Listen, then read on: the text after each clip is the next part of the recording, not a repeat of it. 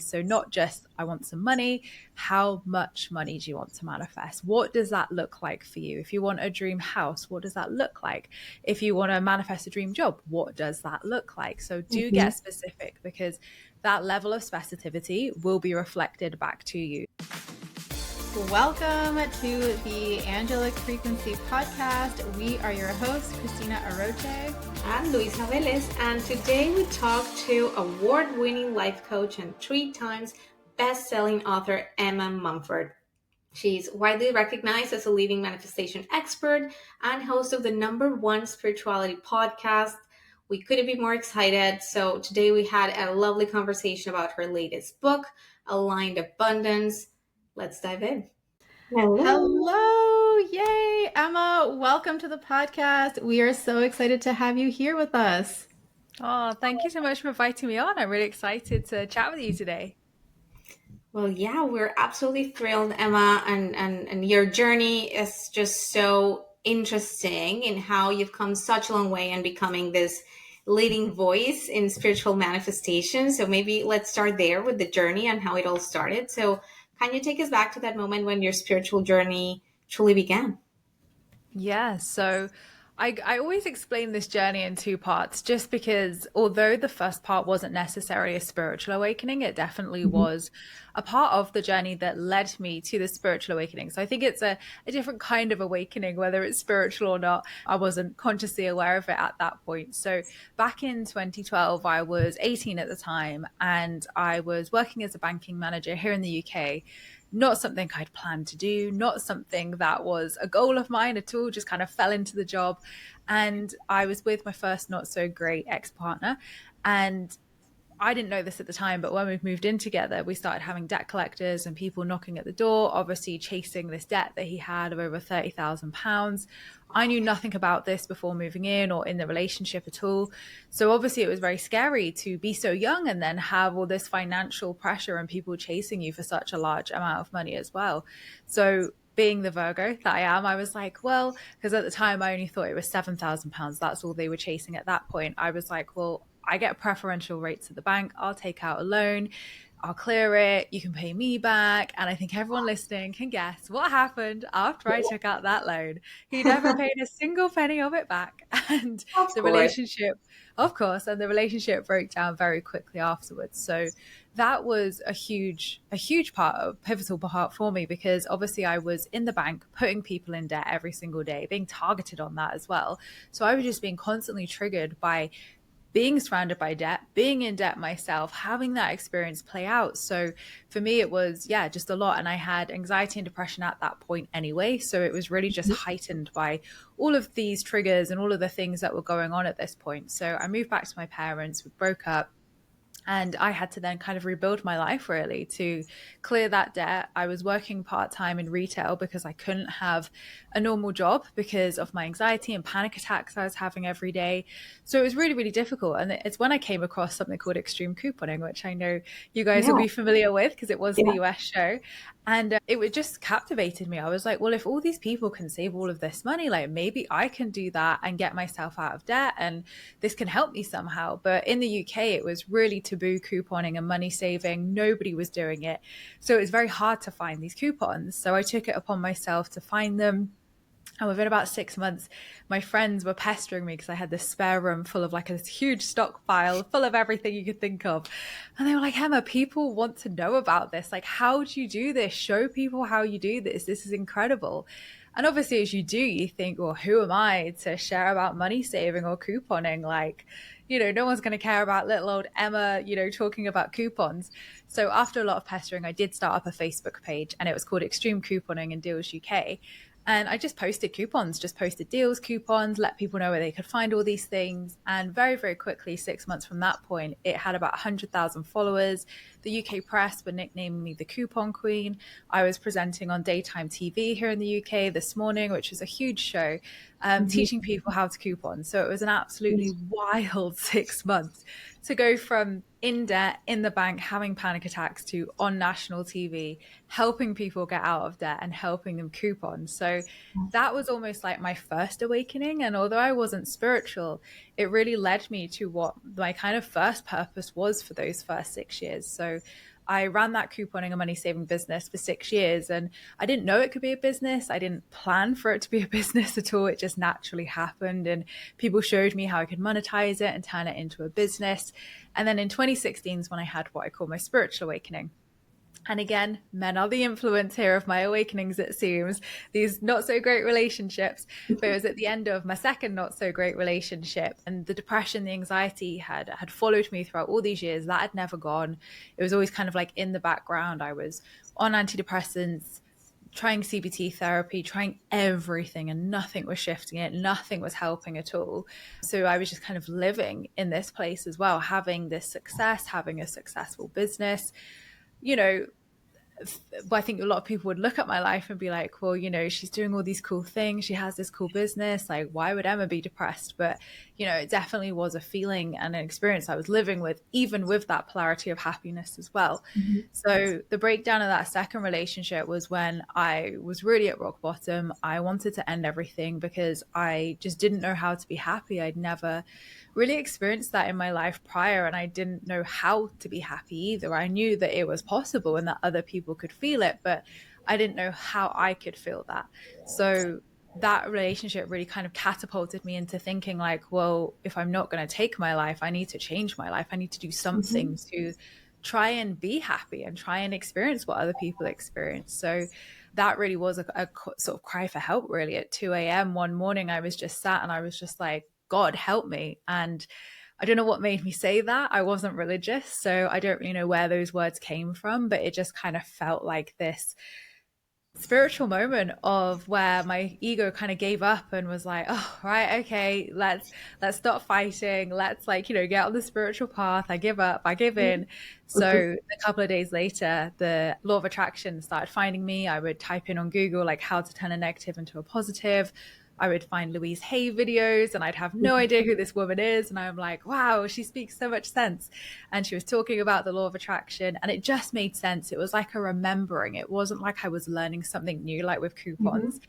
It was like a remembering, but just like the coupons, it became such a positive focus in my life in such a dark time that it was just like couponing. It became my next obsession. It kind of became that thing that really kind of took me through those times. And I would talk about manifesting on my YouTube channel. I would talk about manifesting and couponing and think people are going to think I'm nuts talking about these things because they're so different. But people loved it. People absolutely loved it. They were here for both of them. And about a year in, people were saying, my followers were saying, why don't you teach this? Because you're obviously really good at it. You're manifesting all these cool things. Like, you're really into it. We want to learn more. So it was actually my psychic who at the time said to me, you're going to sell your couponing business and it's time to put both feet on your spiritual path. And at the time I was like, what? I can't have a spiritual business. Like, I've got my couponing business. Where's that going to go? But I did manifest the perfect buyer and the perfect person to run that business. And I'd outgrown it and it had outgrown me massively. It needed a team of people. And I'm still passionate about money saving, I always will be, and coupons. But for me, I really wanted to help people in all areas, not just money, in all areas of their life. So that's how it kind of transformed into everything you see today. It's such an incredible journey. Thank you for sharing that, and so inspirational. Yeah. Oh my gosh. So many amazing nuggets and like cool things too, and parallels I was personally picking up on connected to my journey with Louise Hay. She was a huge influence in my life at the beginning too, where it was like, who is this woman? Why is she telling me to connect with my inner child? Like, what does that mean? That was my experience, but it was so helpful for me to get me on my path. And then also what you were saying about how it was like that, putting both feet in the spiritual journey and how this is what you were destined to do. And really cool also to see how your journey with the couponing kind of set you up and set a foundation for you to be able to then show up in this way. And how it was so cool how the people who you were meant to support in this bigger way were already led to you from the previous business. So I just love that.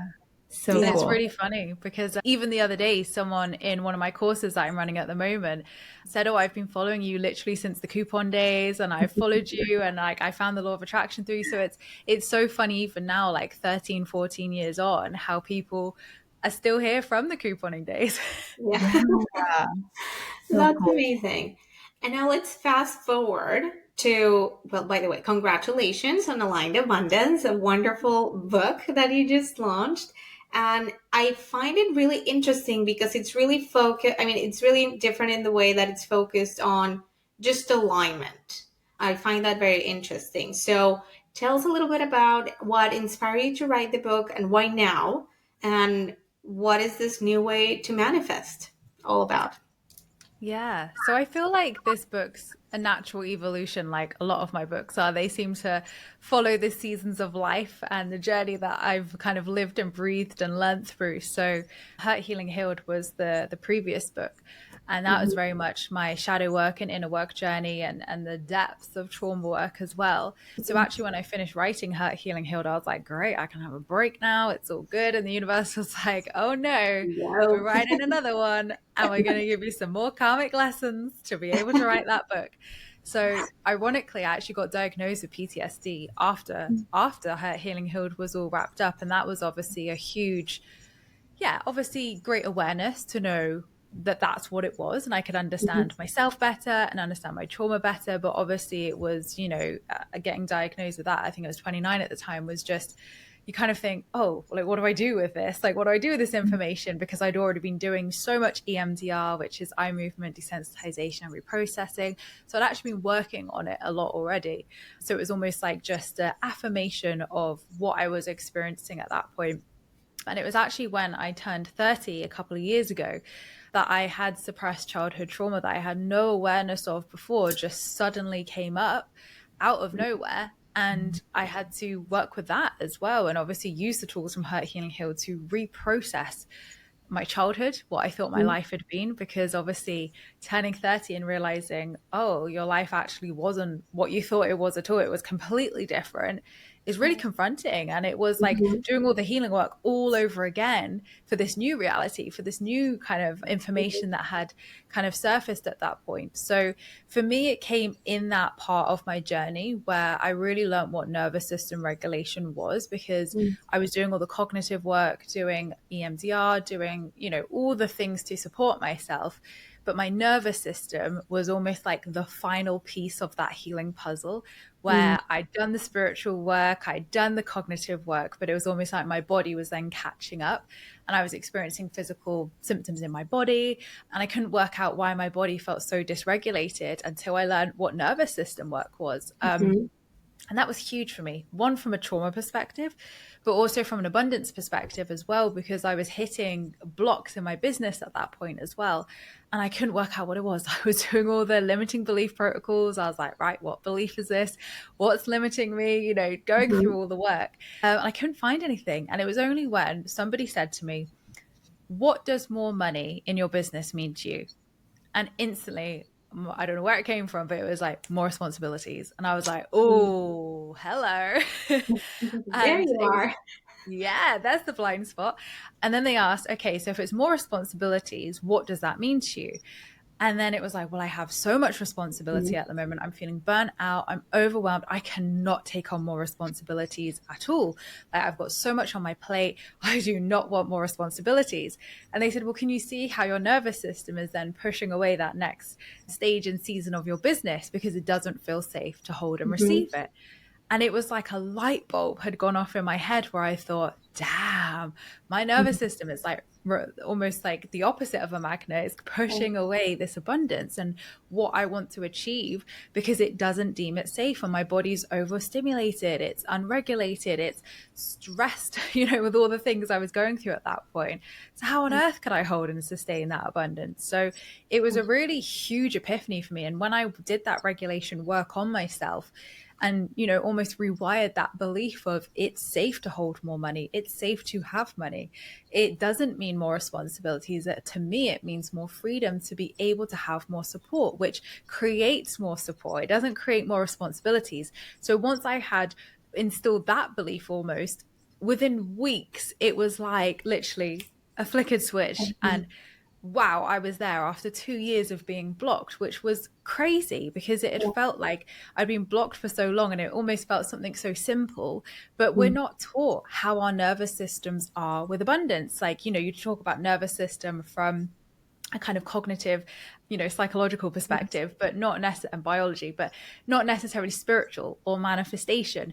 So for me, it was really a huge wake up call to how I was manifesting, where I was manifesting from as well, in terms of regulation and feeling in balance within myself. And it was that healing work as well. So although that's not the huge theme of the book, nervous system regulation is, that's kind of what my path and journey was with the book. But I've been teaching alignment since, 2021, I think. And when I created Attract Alignment Abundance, my course that I mentioned earlier, that I'm actually doing at the moment, that was where I really kind of solidified my alignment teachings and, saw that people really needed this work and wanted this work. So the book's been really in me since 2022, but it took a little while to come into the world, talk about alignment. So it did definitely test me on that. But I needed those teachings from what I've shared. That was my journey that absolutely had to shape those teachings in the book.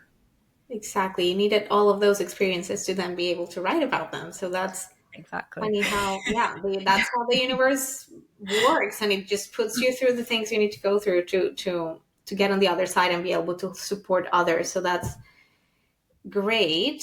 And I think we all find ourselves in that place at one point or another where we think we know what we want and why we want it. And then we're confronted with, why is this not happening? What is it inside myself? What is this nervousness? Why don't I think I deserve it? Or what does this make me nervous? Or what is this stuck that's not letting me kind of move forward? And with Cristina, we've been talking a lot about this lately, and just taking that leap of faith and just trusting that things are going to unfold. You just need to walk the path for the path to appear. You need to start walking. So then leaning into that, but then this is how you bridge that gap, right? Between what you want and then how to get there. I love that so much. Yeah. That's amazing. And I wanted to just quickly share, if you're watching on YouTube, I have the book right here so you guys can see Aligned Abundance. I love the cover. It's so beautiful. And one of the things that I wanted to ask for you to maybe walk through for our listeners, because there's the traditional, I think, 3 steps, right, of what traditional law of attraction talks about when it comes to alignment and manifestation. But you actually added 2 additional steps, which I absolutely love. And I think it's so powerful. And I've also felt the same thing, like you mentioned, like something was always missing, or there's like these extra steps that are like not talked about, but you actually talk about them and you outline them in the book. So if you don't mind sharing with our listeners what the 5 steps actually are, and maybe a brief little breakdown or summary of each one.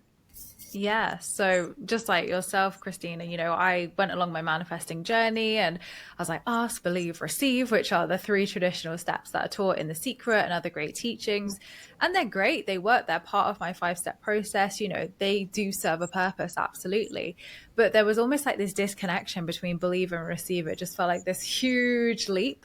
And I was like, well, hang on a minute. What happens in the middle of that? And I think that's where a lot of people get stuck and lost, because they're like, what am I meant to be doing in this step? What is this step? And it's almost like this huge leap from, I'm just going to trust and believe and wow, it's here. When, as we know, it's so much more than that. So when I wrote my first book, Spiritual Queen, in 2018, I really just sat down. I was like, right, what process did I go through to manifest these things? Like, what was I doing? What did I find really worked? What have I seen in my community? And I really felt that it was to break that believe and receive step down into 5 steps, 2 extra steps, because it just made sense that these 2 things were those missing pieces. So the steps that I've added in are step 3 of trust and step 4 of let go. And I always say letting go is absolutely, arguably, one of the most important steps, as well as ask. We have to ask, first of all, but it's the hardest to understand. A lot of people struggle with letting go. A lot of people, it doesn't come natural. It almost doesn't make sense when we walk through the process, because, you ask for your desire, you believe, you go through the mindset work, you trust, you take inspired action, and then you just let it go. And people think that that's giving up, and it's absolutely not. But to walk you through those 5 steps, step 1 is ask. And that is important too. We have to ask for our desire, but ask with clarity. So not just, I want some money. How much money do you want to manifest? What does that look like for you? If you want a dream house, what does that look like? If you want to manifest a dream job, what does that look like? So do get specific, because that level of specificity will be reflected back to you. So it's really important to be clear so that the universe can be clear with you and your desire. And asking can look like many different things, but that could be speaking, that could be writing, that could be creating vision boards. There are so many different ways to ask, but I always say, find what your manifesting superpower is, because vision boards aren't for everybody. Visualization isn't for everybody. Writing down isn't for everybody. I've tried so many methods over the years, you can imagine, and some of them I'm like, I am never doing that again.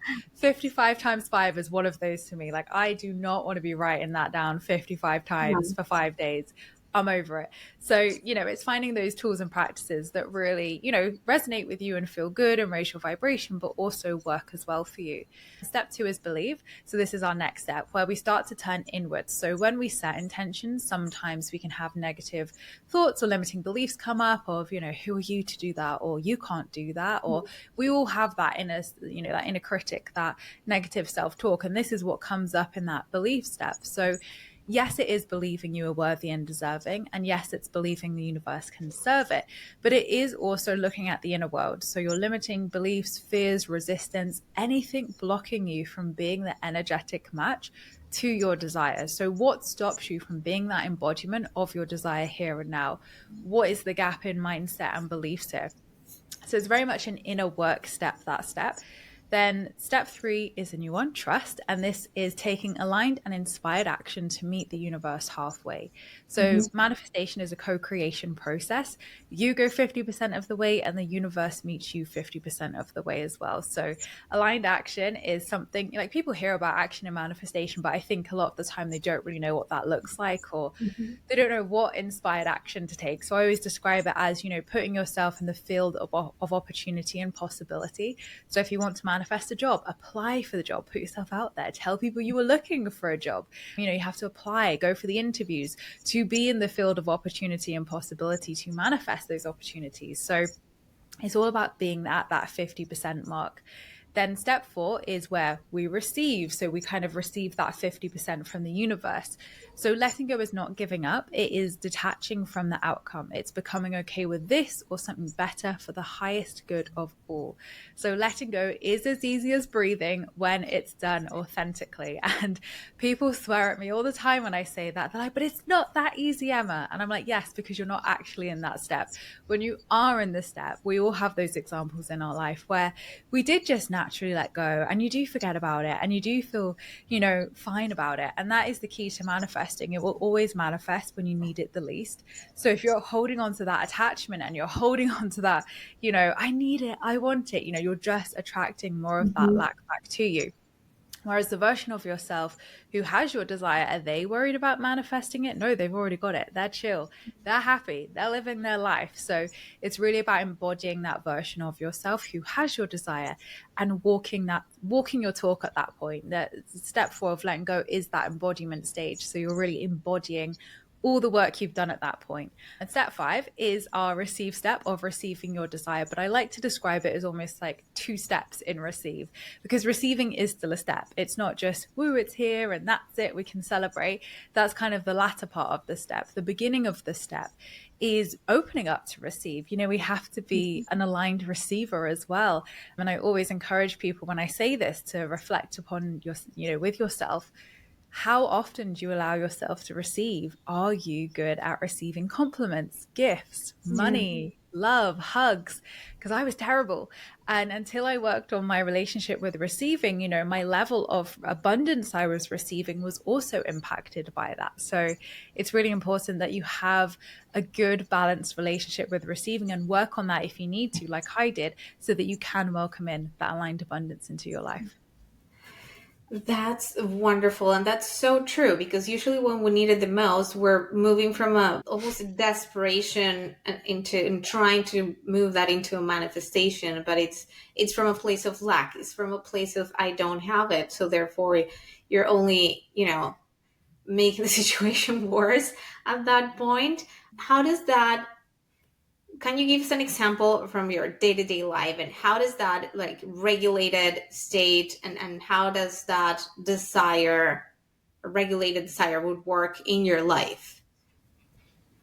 Yeah. So I talk about aligned abundance from the regulated place of Mm-hmm. nervous system work, but also from a state of alignment. So I'll answer it from alignment because that's probably Okay. what your listeners are going to resonate with the most. So for me, when I'm setting intentions, they have to resonate with my soul. They have to feel good. They have to feel exciting and expansive. I see it so often, and I've done this myself in the past, where we set intentions from a place of maybe comparison, or we feel like we should be setting that intention because someone else is setting it, or so and so on Instagram said they're manifesting that, so maybe I should manifest that. Or we Mm-hmm. have those things of, well, if everybody's manifesting £1 million, should I be manifesting £1 million? And we get in these kind of cycles of, well, what should I be manifesting? What is everybody else manifesting? And that's not how manifesting works. It has to feel authentic to you, and it has to feel in alignment to you of where you want to be, what feels good, because there's no point chasing other people's goals, because that's their life, this is your life, and it has to feel good to you, and be in that soul alignment as well. So it really starts off by identifying what that soul alignment looks like. Are your current desires and goals that you might have set already, do they still feel good? Have they been on your vision board for 5 years, and maybe you look at it and think, don't really want that anymore? You've still got that on your vision board. You're still putting energy towards that, even if you maybe don't want that anymore, or maybe the vision's up leveled and upgraded. So for anybody who has manifested before, that's a really great practice to do to start off with. But if you haven't manifested before, then that's great. You've got a clean slate to kind of start from. But yeah, it's essentially, in a daily practice for me, regulation and alignment looks like really honoring what I need that day. So a daily practice is important to me to help set me up for a good day ahead, make sure I'm entering the day with the right kind of energy, not feeling like chaotic or rushed around. So, that sort of first half an hour of my day is off the phone, it's meditation, it's gratitude practice, it's pulling an oracle card for the day. And I feel personally, for me, that really does help to regulate me, because it helps me enter into my day intentionally, instead of entering into my day kind of like, where am I, and I'm on my phone and I'm scrolling and I'm anxious already. So for me, that is something that sets me up for so much success throughout the day, and also helps my manifesting practice as well, because I'll set many intentions in the morning. Gratitude's a great way to manifest more reasons to be grateful in your life, because what we are grateful for only ever multiplies. So for me, they're just really mindful practices that support me, support my manifestations, and really help me to stay consistent in a way that feels good. Like I'm not there every day, like scripting for hours or, doing loads of things. It's something so simple as a gratitude practice, an intention for the day, and an oracle card, and a meditation. And for some people that might be too much. They don't need to do all of that, but for me, that is what feels good, and that's that regulation for me. I love that so much. That's great. Yeah, I feel like when that, I think the most important thing, one of the important things that you touched on, which is really tuning into what feels good to you, and understanding that it's not just like, okay, this is the formula and everyone has to follow these exact steps, and if you're not following it, then you're falling off, right? I feel like that's a common thing. I remember I used to think that way, like, oh my gosh, I didn't do my like full journaling or this whatever practice, and so now I'm behind on my manifestation or whatever. But it's really, like you said, Emma, of just allowing yourself, I think, first of all, to go with the flow of the day. Like, what do you actually need today? What actually feels good to you today? And allowing it to look different from day to day, but also from each other. Like what works for me isn't necessarily going to be the same thing for you, for Luisa, or anyone else. So I really love that it's giving people their power back to be able to choose for themselves. And it's also so simple, which makes it not scary for you to think about, okay, I need to manifest, so these are the 5 things that I need to do every day. It's like with any routine, even if you're starting to work out or get healthier or whatever, when you think about, okay, I'm not going to need to wake up at 4 so I can take an hour to work out and go to this place and do that and meal prep, and then no, it can be as simple as taking 10 minutes to do X. So when you break it down into little actionable things that you can do every day, then it's not so scary anymore. And it just becomes part of your mindset and your day. And then, yeah, when you least expect it, there you go. You're manifesting and you're doing it just by being in that flow. That's Yeah. wonderful. Yeah. So I want to pivot a little bit because this podcast is all about connecting with angelic energy. So I did want to ask you, how do angels or divine guidance play a role in your manifestation process at all? Either that can be in your personal life or in the way that you teach. Yeah, well, angels, I've loved angels since the beginning. I feel like when I spiritually awakened, I just threw myself into everything: chakras, angels, past lives, Hmm. Akashic records, everything.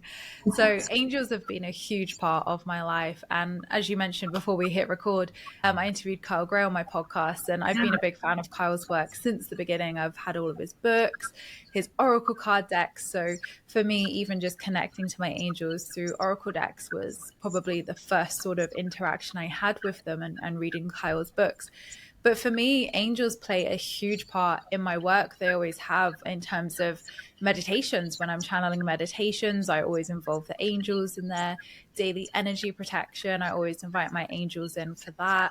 Um, the parking angels, when I lose something, angels, I always call upon my angels for those daily things. If I've lost something, or can I have a good parking space, please, parking angels. Yeah, I feel like angels are a huge part of my spiritual practice. But in terms of how I bring them into manifestation, I guess everything I do is part of that manifestation process. There are angels you can work with to, as you know, that support with different things. So it depends what I need. If I'm wanting to manifest something with the heart, or, love, then Archangel Raphael for me is a great one for heart healing and connecting to those things. So for me, I think I use angels more for healing and spiritual connection and support and guidance. But yeah, they are there with me every day. They are my favorite beings to work with. And I absolutely love working with the angelic realm just because of how powerful it is. In my membership, we work with an angel for each month in our membership calls. So yeah, they're definitely in basically everything I do.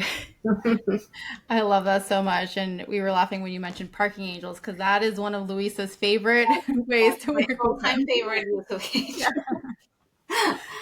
But yeah, I talk about that all the time. But it sounds silly, but it was one of the most tangible ways for me to understand that if you ask, you get, and that it's real, it works. You just need to talk to them, ask them, and all of that. But it makes sense that you would use them for the healing side of things, but that's part of the process of manifestation. And by healing yourself is what allows you to unblock and just be aligned and then manifest. So that makes a lot of sense, and I And love one thing hearing I about. forgot, sorry, Yeah. one thing I forgot as well, which just popped into my mind as you said that, is one thing I actually really love to do, which I learned from Gabby Bernstein, was handing attachment over to my angels. So if I'm feeling really attached to something, or I'm not letting go and I'm not trusting, then even just doing a visualization of letting my angels carry that away has been like a game changer. Yeah, I love that. And I do a similar thing where it's just like, okay, here you go. I'm going to give this to you and you guys take care of it. And I'm going to like, and or also at the same time, like help me to let go, like asking in that way where you're saying, I'm having a hard time letting go right now. Please support me with the letting go part. Please support me in trusting. Show me what that looks like for me to Mm. trust more deeply in this process. Yeah. So I love that. Yeah. I really great. And Archangel Raphael, there you go, healing all things and helping us move forward. One of my favorite ideas from this book is about becoming that version of yourself that has everything that you've been dreaming of. And I would like to ask you, how does that, again, just giving people practical tips and ways in which they can do that? Is there, for you, does that look like mirror work or just meditation, or how does one do that in a day to day basis? Yeah. So you mentioned earlier, and I I realized I didn't actually answer that bit of your question when you said, "How's this book different to other manifestation work?" So this ties perfectly into this question. So Yes. for me, it this book is energy work. It's no longer just do this practice, write this thing down, and you'll manifest your desires. This alignment work for me has been purely energetic, and realizing that my reliance sometimes on practices, I think all of us are guilty of thinking this. And I definitely felt this myself, where I was like, oh, my desires are based upon how many practices I do. And I realized through this unlearning almost, and this energetic work over the last few years of alignment, that actually it has nothing to do with how many practices you do. It has everything to do with your energy, your belief systems, your identities, and who you are. That's why they say you don't manifest what you want, you manifest who you are. So for me, what really sets this book apart from other manifestation books, including my previous books, is that it is an energy-based book. It is purely on alignment, and why alignment is so important in the manifestation process. And there are no other books out there on alignment in the manifestation process, which blows my mind, because I'm like, wait, I feel like everyone's talking about this now. But when I was writing this book 3 years ago, nobody was really talking about it on the online sphere. So it shows how quickly these things catch on and people talk about. And now it's like the hot topic of everything, which is fantastic. So alignment's so important, because if you're not in alignment with yourself, first of all, but also your desire, you're not going to be that energetic match. You're not going to be on the same frequency and vibration as where your desire is. So I always explain it a bit like a car radio of, when you get in the car, there's an annoying song on the radio. You don't buy a whole new radio, you don't buy a whole new car, you press a button and it skips to your favorite channel, your favorite songs on, and you're having a great time singing along. And this is alignment of, we don't change who we are. We don't become a whole new person or a car. We press a button, and that's what we do. We change the frequency. We change the alignment to match the timeline, the vibration of where we want to be.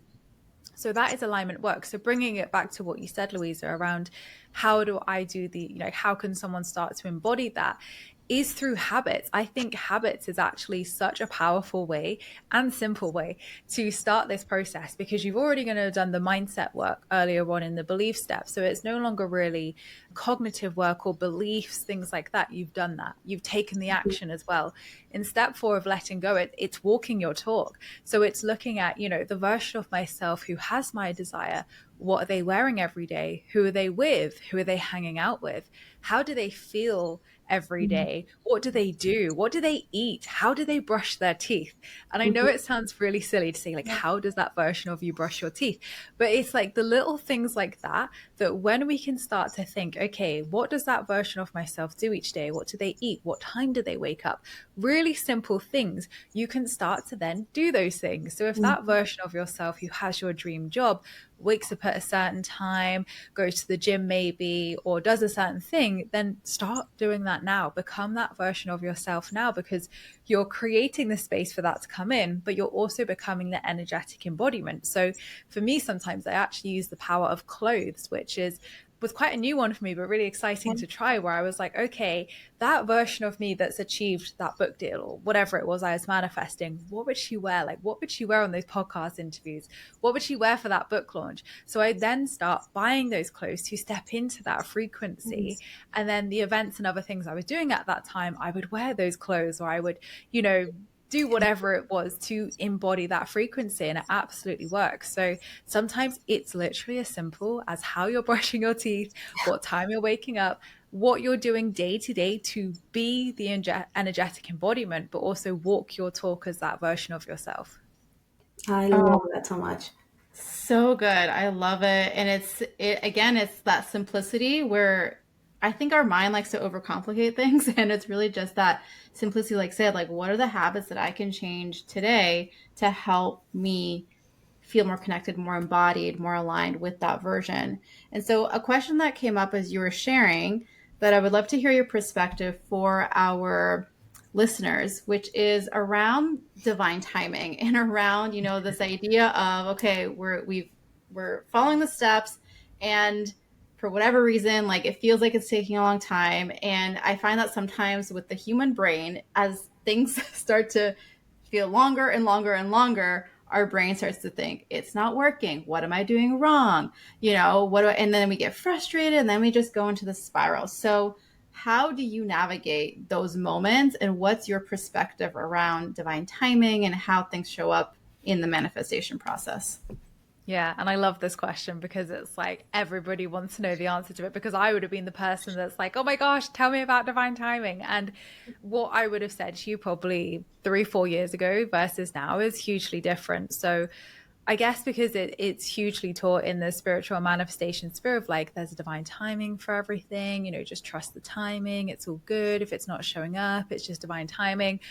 You're kind of just like put in this waiting room of life where I think we just kind of, without even knowing, we end up in this waiting room where we're just waiting for a bus. We're just waiting for something. And what I really learned, and I learned this so powerfully in the previous relationship I was in, of 6 months would go by, 12 months would go by, and I'm like, like this doesn't feel like divine timing at this point. And I didn't feel in alignment either. I didn't feel good at all. And it was only when there's a sum in the book that I put in there of intention plus action equals result. But until I changed the sum, I was doing the same things and expecting a different result. And that's just not how it works. When you change the intention or the action, you create a different energy, you create a different result. So it took me choosing differently to see a shift in my circumstances, in my reality. And that was walking away from that relationship. So there are so many examples in my life where I'm like, yeah, it's just divine timing. But what I came to realize, especially when writing this book, is it's got nothing to do with time. Time does not exist in the universe. So it's only us as humans who experience time and separation. So we're sat there, and in Britain, we love a queue. We absolutely love waiting in a queue here in Britain. So I always use like, we're so good at this as Brits. We love a queue, but we're not queuing for anything. And, the universe is not sat there saying, well, Emma, you cannot have your desire until the 27th of October, 2025 at 11:11 a.m. Like, that's not how time works, and that's not how the universe works. It's all energy. It's all alignment. And one really powerful example I give with this is something my psychic said to me years ago. She said, Emma, you're the type of person I could say a timeline to you and you'd manifest it to yourself tomorrow. Whereas some people I read will always have predestined timelines, and, it's very on time for them. Whereas I just can't tell you a timeline because you'd manifest it tomorrow if you wanted to. And we're all like that. That's the good news. It's not just me, it's all of us. Because we're manifestors and we work with energy, we can bring things to ourselves quickly. It's all magnetism, it's all alignment, and it's all your frequency and energy. So I say to people, like, get up out of the waiting room of life. You are not waiting for a bus. Life is not waiting to get started. Like, it is happening here and now. And if you are feeling that resistance and closed doors, and it's feeling like an uphill struggle, that is out of alignment. And there is action you can take to realign, to shift the situation and start seeing movement and momentum again. So we almost slow ourselves down and stagnate in that place because we're thinking like, oh, we just got to wait, it'll all be fine. When actually the universe is like, no, align, and you're going to magnetize it like that. Align and it'll come naturally. I love that so much. Yeah, that's a great perspective. I love it. Yeah. I want to, and just building on the divine timing of it all, but maybe also connecting to what's around us, and work through things around us. You also talk about seasonal alignment, and I love this concept so much, and working with nature and those cycles. And how can you improve your manifestation journey using nature cycles like that? Yeah. So a couple of years ago, I just had this huge calling to manifest with nature. And I was like, what? Like, how can you manifest with nature? How does that work? Like, I've never heard of this before. And, to touch upon the divine timing topic as well, nature teaches us there is a cycle and season. So whilst I don't think there's fixed timings, I do think there are better seasons in our life for things to come in. And as we know, the universe does absolutely protect us as well if there's a reason why we need to receive something at a certain point. So I definitely think there is divine timing to some degree, but I don't think it's as fixed and rigid as what it's taught most commonly in the manifestation sphere. But nature is very similar. It teaches us there's a cycle and season for everything. Nature does not compare. And it also in autumn does not scream and cry that its leaves and everything is dying away. It trusts that come spring, these beautiful new blooms and leaves are going to grow so effortlessly, bigger and bolder than before. And when we can connect to nature and work with the cycles of nature, for me, it has transformed my manifestation practice so much because it's grounded me into the infinite abundance that is accessible to all of us. You know, I say, if you ever want to feel abundant, go outside in your garden, try and count how many leaves are on a tree, go and count how many blades of grass are on your lawn. Like, you'll be there for hours. And that is how much infinite abundance there is in the universe. It's all around us. But there are turning points of the year that absolutely can help us to manifest. So that's the equinoxes and solstices, which is the Celtic wheel of the year.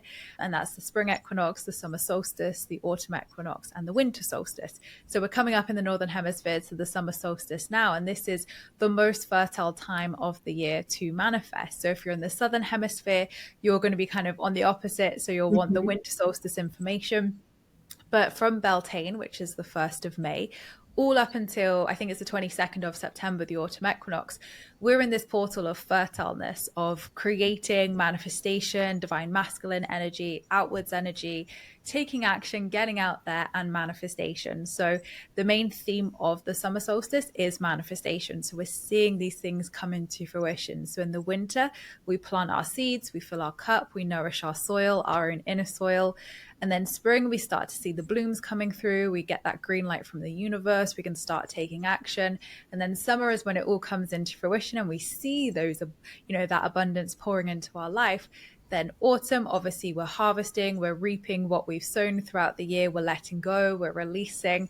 And then winter, we're turning inwards. It's that very divine feminine healing energy where we're going inwards, we're resting, to do the cycle all over again. So yeah, they're powerful energies to work with. And when you can work with your own inner cycles, because we have inner seasons too, and the outer seasons, it really helps us to understand our rhythm and flow, but also why sometimes you may not feel like pushing and manifesting all the time, because we're not designed to be pushing and manifesting all the time. So for me, it's all about honoring my energy, but also working with those flows and cycles to bring my desires into fruition. That's great. I love that so much. And it makes so much sense. It really does. And you wouldn't know it, but how much it does affect you. Even if you don't believe, in astrology or like, but nature is something that's just part of us, part of our DNA. We're part of it. And so that makes a lot of sense, and great to know that we can work with it like that. Yeah, I really love that perspective, because I feel like it also just brings us back to that, like that part of us, that nature of who we are, and instead of it being this solely cognitive thing, it's like coming back into our body as well. And I feel like that's an important part of the process, and probably somehow ties into the nervous system as well, with Yeah. that, in our body, and honoring the cycle. And I really love what you said, Emma, about trusting that it's going to come all over again, like in the, the from the fall, the leaves falling, and then spring, everything's coming again. And it's the same thing with our lives. So I really love that and appreciate that. Yeah, that's awesome. I am curious. You've been working on this for so long, and you've helped thousands of people with your courses, with your books, with everything. What's one story that's just one of those that stays with you, and a wonderful transformation of someone that stayed with you, did the work, and truly changed their life? Gosh, there's so many. It's like, oh my God, who do I pick? I always think, and I think it's just because when people go through such difficult circumstances trying to get pregnant, when they do get pregnant, like for me, that's like, I cry with them literally, because I'm like, oh my God, this is such amazing news. So those stories always stick with me the most, just because like being able to help people birth new life and have their dreams come true by having a family, just, Oh, it makes my soul so happy. So I feel like there's so many incredible stories, from money, from miracle houses that have come out of nowhere for people. But it's weird, I don't have any children myself yet, but the amount of people who have been helped by my work to conceive naturally is incredible. And I get these amazing little stories and pictures of their scans and when the baby are born, and it honestly is just the sweetest thing ever. Because I remember actually my Spiritual Queen Summit that I did, I want to say back in 2019 it was, there was a couple of women at that summit who came to specifically manifest getting pregnant naturally. And I remember remember one of them even told me they had a less than 5% chance of conceiving naturally, and they were about to go through IVF, and they'd had all these tests, and they were basically told it's never going to happen naturally for you. When she came to the summit, she did the work that day, and literally 2 weeks later, she found out that she was pregnant. So she was like, I So even might have fast. been pregnant like at the summit. And then there was another lady who was also trying to get pregnant, who also got pregnant after the summit. So even to just receive those messages is just so lovely. And there's been dozens of them over the years with babies. And it's just so amazing to see people's families grow and, to birth new life into the world. And, to be told that they have less than a 5% chance. And, against all the odds, they go and like surprise all the doctors and blow everybody's expectations out the water. I'm just so proud of them for doing that, because there's so many health related things. And I've had it myself where you're told, you can't do that or that won't happen. And I think it's just amazing when people defy those odds and they're like, well, actually, I did it. I love That's that so wild. much. So proud. Yeah. So cool. So amazing. So, as we begin to wrap up, I would love to ask a couple more questions, Emma. One is, so you've come into the space now with the book has come out, you kind of birthed this creation to the world. Where do you feel like you're at in terms of your own inner cycle with manifestation? Are you coming into an inner winter? Like, how does it work for you when you're in this, on your personal journey? What is your next thing, if you know, or if you're just waiting for that guidance to come through? And then lastly, where can people connect with you and learn more about you and order your book?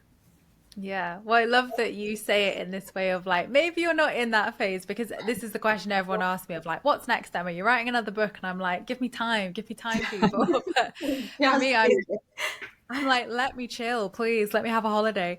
But yeah, for me, I feel like I'm definitely someone, especially with manifestation, where I enjoy the abundance. I don't just rush to the next thing. I used to, and that was a trap that I used to really kind of find myself on the hamster wheel of like, what next? What next? What next? And for me, whenever I'm asked that question now, I'm just like, there doesn't necessarily need to be a next. Like, there will be, of course there will be, but I trust that will come when it's the right time. If I don't intuitively feel called to write another book or manifest something, I'm not gonna force that, because it's not gonna be in alignment. So for me this year, I'm planning my wedding currently. So that's just taken up a huge amount of my time and energy, as you can imagine, yeah. alongside the book release.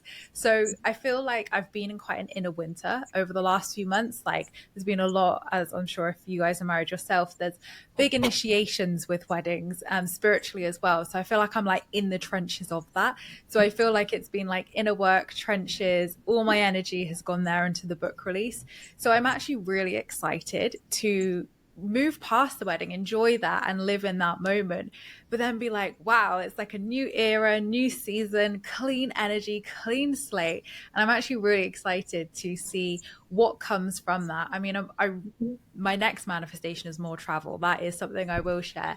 But I'm actually really excited to see what comes through in married life in that new era, to see, okay, like, what do I want to manifest in this space? Now I have all this time again. So yeah, at the moment it's quite cluttered with stuff, but I'm excited for that new energy to come through.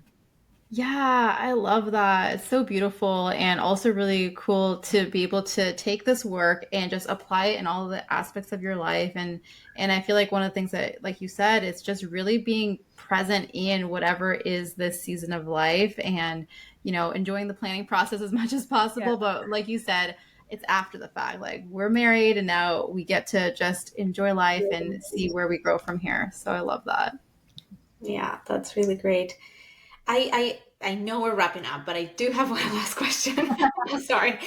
Uh, because lately, and this is over the past couple of weeks, or well, years at this point, really, but over the past little bit, things have been like around us in the world and politics and unrest, and it seems really hard, out of control.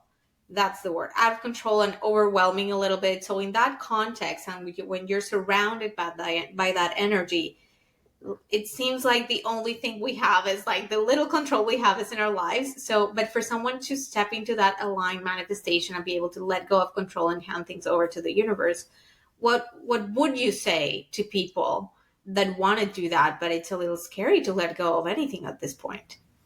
Yeah, and there's so much to this topic, and I think that we can't bypass it. Spiritual bypassing is not authentic, and it's also not what our souls are here to do. We have showing up and doing the work is also speaking up and fighting in the ways that we can as well, and making sure that everybody can be as safe as possible in this world and have the rights and freedoms that they deserve. So that is a big part of the spiritual journey as well, and sometimes that's really uncomfortable, especially in this world, because you don't want to say the wrong thing, you don't know what to say. And for me, it's been a big learning lesson of learning about different cultures and learning about the political unrest and why this is impacting so many different people. And it is hard when it's on your news every day, on social media. Here in the UK, there's constant threats from Russia and all these. So, you kind of think right, are we on the brink of a world war? Are we not? What's happening? So it's everywhere right now. I know so many people all around the world. There's, in America, there's so many different reasons why we're feeling that collective anxiety and dysregulation. And, I really am calling on my tools a lot more. I know everybody is, because they want to help and they want to, speak up and help. But also it's well, how much do you consume? Otherwise, are you going to then feel too much fear and then be in a place where you can't show up in your best self as well, because you're kind of spiraling with the scaremongering of a lot of it. So for me, it's a balance. For me, I want to stay informed. I want to know what's happening. And I also want to lead from a place of understanding. But then it's also calling upon those spiritual tools to be able to support myself and support other people as well. So, the spiritual work isn't always love and light. And sometimes that love and light can be quite toxic in terms of, just love and light. Don't even turn on the news. Don't even, acknowledge it's happening. But that's not spirituality. That's not what we're here to do. As a collective, we are here to go through, whether you call it the golden age, the great awakening, whatever it is. We are here to live and walk this. So we've got to, show up and do the spiritual work in those messy times as well. That's when we need it the most. So for me, it is absolutely, calling upon those regulation tools, but then not turning away from it either. That's a great answer. Thank you so much for that. So beautiful. I love that, and so important, I think, for people to hear that, because it is, we can't run away from it. We can only bury our head in the sand, which we don't want to do that. And so thank you for that. I love that. So why don't you share with us where people can connect with you, where they can learn more about your book, Aligned Abundance, and all of the things. Go ahead and share that with us. Yeah, so you can find me at I am Emma Mumford on all social media platforms. I've got my YouTube channel with over 10 years worth of videos you can dive into. I've got my podcast, Aligned Abundance, where you've got over 8 years of podcast episodes there as well. Then you can find all my books and everything else I do at emmamumford.co.uk. Amazing. Thank you. We are going to have all those links in the show notes below this episode, so you can go check that out, go connect with Emma, order her book, all of the things. And Emma, I just want to say thank you so much again for joining us today. This was such a beautiful conversation. It's so empowering to hear your perspective on manifestation and alignment. So many great takeaways and nuggets. So thank you. Yeah, thank you so much. Lovely conversation. Thanks. Thank you. Amazing. As always, everyone listening in, thank you so much for tuning in. Thank you for your shares, your comments, all of the things. And as always, we are sending you so much love and angel blessings. Bye. Bye.